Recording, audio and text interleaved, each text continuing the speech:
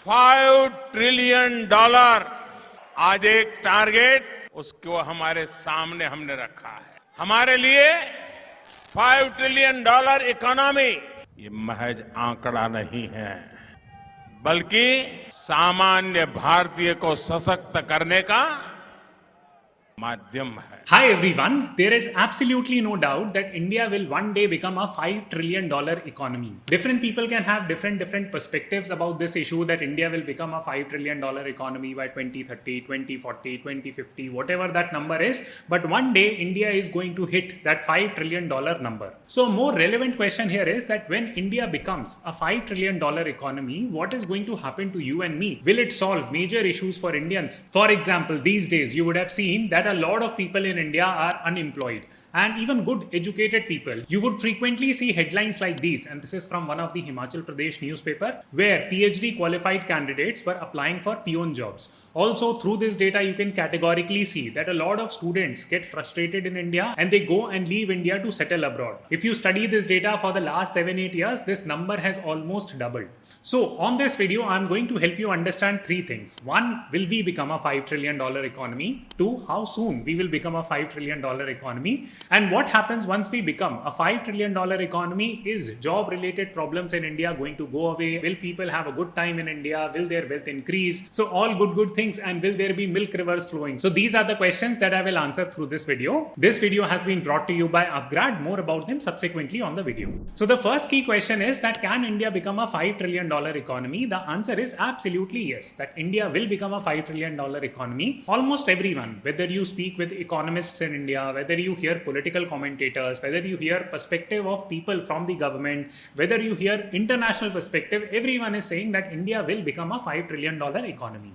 Now the math behind it is fairly simple, which I will explain it, but let me first take you through two perspectives. So here is the perspective of IMF, and you can see that the data that they have crunched, they are categorically saying that India will not become a $5 trillion economy even by 2028.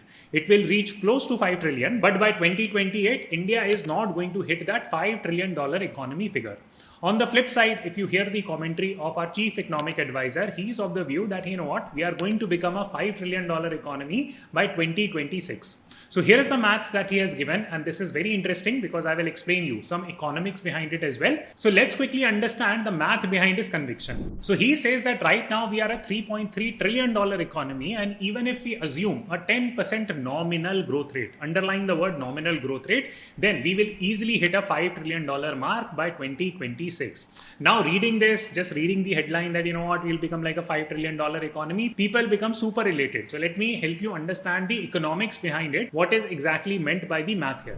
To understand this math, you need to understand a simple concept as to how GDP is computed. Now, GDP is calculated both on real terms and in nominal terms. So let me help you understand by using a very simple example. So let us imagine that this box is India. I'm not drawing a map because I'm really bad at drawing and I'll draw some incorrect maps. So let us assume that this box is India, and India only produces 5 cars per year. And the value of this car right now is 1 lakh rupee per car. So what is the total GDP of India? Assuming that India only produces cars, that's it, nothing else. So the total value of real GDP of India comes out to be 5 lakh rupees per year, because India is producing 5 cars. Now let us go next year. Now usually what happens every year, you might have been noticing in the economy right now that in UK the inflation is 10%, in US inflation is 9%, in some states in India inflation is again 9 and 10%. So what is the meaning of inflation? The meaning of inflation is the price rise of goods, commodities and services that are being produced in a particular economy. So in case the inflation is high, then next year the cost of this car will not stay at 1 lakh rupees. It will become 1.1 lakh rupees hypothetically speaking. So let's assume that next year India produces 5 cars only. So what would be the total GDP of India assuming this scenario? So the total GDP will come out to be 1.1 lakhs multiplied by 5, which is equal to 5.5 lakhs. Now suddenly our GDP has grown. Why? Because of inflation, not because we are producing more and more cars or suddenly we are manufacturing better quality of cars, etc. So this example hopefully illustrates the difference between real and nominal GDP. That nominal GDP component includes inflation in it. If you strip out inflation, it gives you real GDP. So I hope this concept is clear, because this concept is very important for you to understand the rest of the video. So if we go back to the primary question, that will India become a $5 trillion economy? So in nominal terms, 100% we are going to become a $5 trillion trillion economy. Maybe we'll become a $5 trillion economy really soon. Who knows? Because inflation is indirectly contingent upon. So the word of the day today is contingent. So inflation is indirectly contingent upon the amount of money that the government is printed, because more and more money that they print, the more liquidity they bring into the market, the more will be the inflation, and as a result even the GDP might increase. So let us not worry about real and nominal GDP growth for the time being. Let us move on to section 2, and then I will come back to this particular aspect of real versus nominal growth in GDP. So now let us try to understand a very simple point as to by what time will we become a $5 trillion economy, even if we assume a nominal GDP as the standard measure here. I will show you some historic data from US and China, and then I will try to requalify that to India. So if you study this particular chart, you will categorically see that the US became a $1 trillion economy somewhere here. This was early 1970s, and it became a $5 trillion economy somewhere here at the start of 1990, and over time its GDP has grown. What is interesting is that in 1980 it was a $2.5 trillion economy. In the next 12 years it became a $5 trillion economy. 12 years after that it became a $12 trillion economy. So in terms of GDP growth also compounding effect takes place. Now comes the second country, which is China. So how fast did China grow? So China became a $5 trillion economy somewhere in 2010. But the interesting part about this story is that in the next 10 years, China was able to double this number.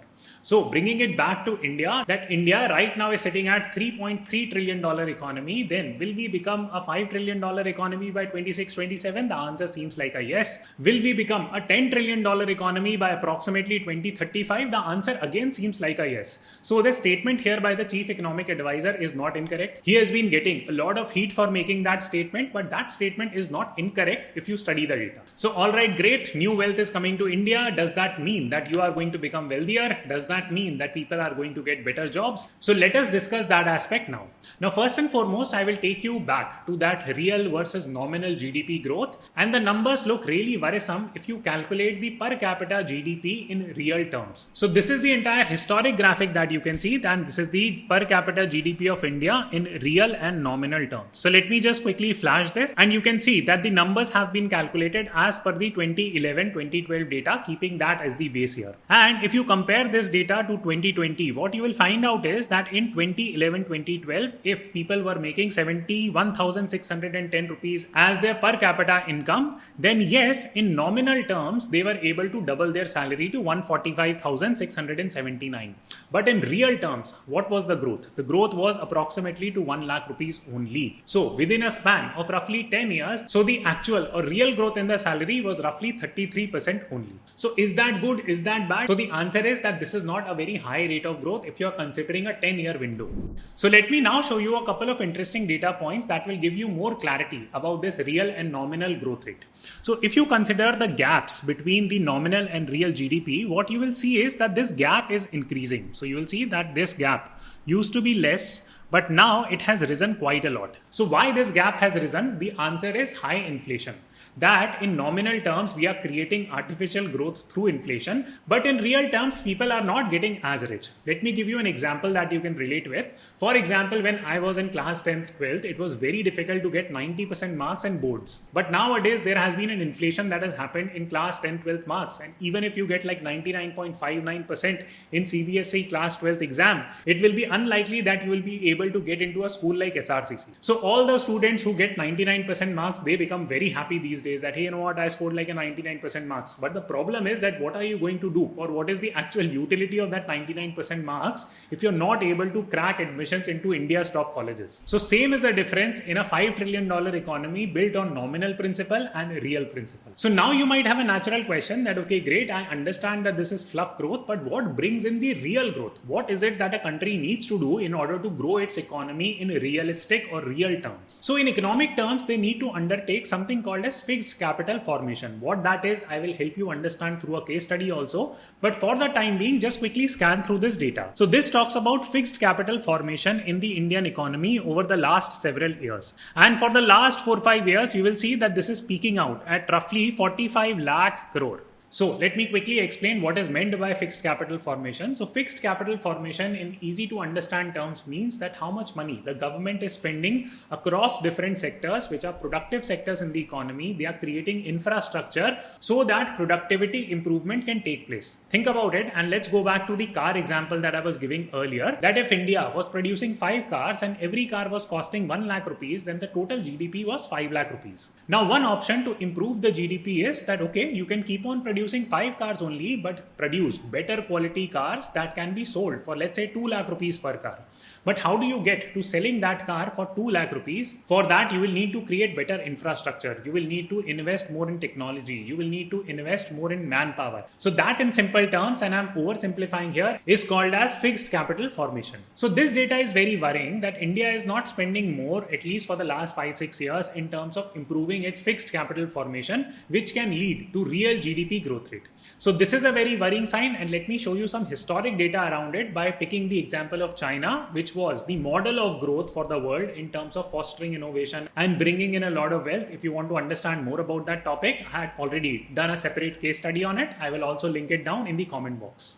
So to cut the long story short, China was able to pull out roughly 800 million people out of poverty within a span of 40 years. How did they do it? They did it by bringing in real GDP growth. Now the question comes that what did they do and can India replicate it? So let me answer these 2 points in a very succinct manner. So first and foremost, this is the commentary of IMF. This is not my commentary. There was an entire research that was done by IMF, and I will show you 3 prominent snippets from it. So first and foremost, take a look at this snippet, and it says that 65% of China's growth came from capital formation pre-1978. So this is a very important point because a lot of money needs to be spent in terms of building capital formation, which can set the base for productivity. So this brings us to second snippet, that the Chinese productivity increased at an annual rate of 3.9% from this year to this year, and 1.1% from this year to this year. By early 1990s, productivity share of output growth exceeded 50%. So productivity share growth is an outcome of capital formation or spending money on the right things in the first instance. Now to accelerate growth, China also disinvested a lot of its public sector enterprises, very similar to how India is doing now. So I'm not criticizing the government, I'm rather appreciating the government, that government is doing a good job in terms of increasing the disinvestments from the public sector. The businesses should be allowed to run on free market principle, and that is what China also did. There is a lot of negative commentary around it that China is state controlled, etc. Yes, they are politically state controlled, but it is still a capitalist nation. But one of the key things that Chinese government did was that they were able to bring people out of agriculture into more productive sectors. For example, in 1978, almost 80% of Chinese population was involved in agriculture. This number was brought down quite aggressively by 94-95, where this number dropped to less than 50%. So now comes the final question, that if India reaches that $5 trillion mark, and if they are able to improve the labor productivity by increasing capital formation, what will India look like? And can it solve job-related problems in India? So for this, let us first understand the breakup of India's GDP. So you can clearly see that agriculture brings in approximately 20% contribution to GDP in India, but the workforce that participates in agriculture is roughly 55%. So for India's wealth to grow in realistic terms, a lot of people need to come out of agriculture. So how can that be done? So you might have heard of cooperative farming. So cooperative farming simply means that there are big land areas that are cultivated by using better machinery, better fertilizers, better measurement of crop, etc., etc. How is that done? It is done simply because of the fact that a lot of land area is cultivated in one go by one management. In India, the problem right now is that there is a problem of fragmentation of land, that farmers usually have very small land. So they follow something called as intensive agriculture, which means that they will sow the seeds from hand, they will cut the crop from hand. So the labor productivity in India is very low, and that is one of the reasons why farmers are not able to make a lot of money. Of course, there are a series of different things and series of different problems in agriculture, but this becomes one of the primary problems. So in order to bring real wealth in India, a lot of people need to move away from agriculture, and this can be done through cooperative farming and also bringing farmers' voice into the mix and giving them their adequate share. The second key thing is that the capital formation needs to take place in the right sector. For example, right now the government is focused too much on the manufacturing sector, and you can take a look from here that the contribution of the services sector in India in terms of GDP is the highest, and right now it employs the smallest population in that segment. So what does that mean? That means that service sector is the most profitable sector for India, and capital formation needs to take place in service sector more compared to the manufacturing sector. This is the same viewpoint that has been expressed by Dr. Rajan when he was commenting on why so many students from India go and study in Ukraine. So he said that India should focus on building human capacity, not chips. And there were two rationales that were given that I agree with. Of course, everyone can have their own opinion. But the first rationale is this, that in order to become an advanced manufacturer, you need to bring in a lot of investments. And right now, India does not have that level of money where it can go and invest $20 billion to create a chip factory which can compete with Intel. So we will not be able to do competition here. Second key point, when you are laser focused on manufacturing, sometimes the government comes up with schemes like PLI or production linked incentive schemes. These can also have detrimental effect, and as per Dr. Rajan, majority of the beneficiaries of PLI schemes are not small or medium scale manufacturer. These are large scale companies who end up getting access to loans, access to rebates, cheap electricity, whatnot. If you don't trust me, please watch my case study from yesterday, which was why SBI loves Adani and they keep on giving so much loans to Adanis. So I don't mean to say that India should not focus on its manufacturing sector, they should, but the priority should become the service sector. If a lot of money is being spent on education, on healthcare, then these are the primary drivers that will create a lot of high-end payable jobs in India. There is a reason why PhD students are applying for government peon jobs, because they don't have any other option to get safe and high-paying jobs. If those type of jobs can be created in India, that can retain a lot of human potential and can actually contribute to real growth of the economy. But meanwhile, as common citizens, we should not leave everything to the government. It is also our duty to improve our skill set, upskill ourselves, and contribute in real terms to the productivity improvement of the nation. Because with real productivity improvement comes real growth in GDP. So from that particular perspective, I'm linking some of my favorite courses from Upgrad that you can go and check out. You could also consider checking Doctorate of Business Administration from Upgrad, which is an excellent option for working professionals to upgrade themselves. I hope you enjoyed the video. Please press the like button and I will see you soon.